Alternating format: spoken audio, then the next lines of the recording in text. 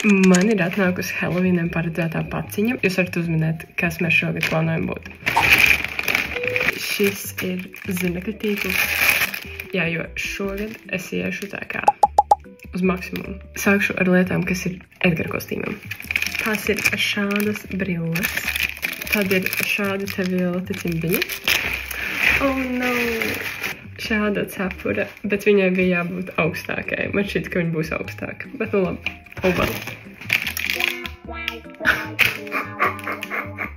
Nu, nē. Un tad ir šāds. Man viņš vēl ir normāli. Es domāju, Edgaram, viņš noteikti būs par īsu. Es domāju, jūs sapratāt, kas ir Edgars, bet tagad skatieties, kas man ir atnācis. Man pirmā lieta ir parūka. Es ļoti gribu redzēt, kā es izstos ar blondiem matiem. Man nekad nav bijis parūka. Ja man piestāvēs šī frizūra. Ak, Dievs. O, nē. Es vairs negribu šo tārpu filikt.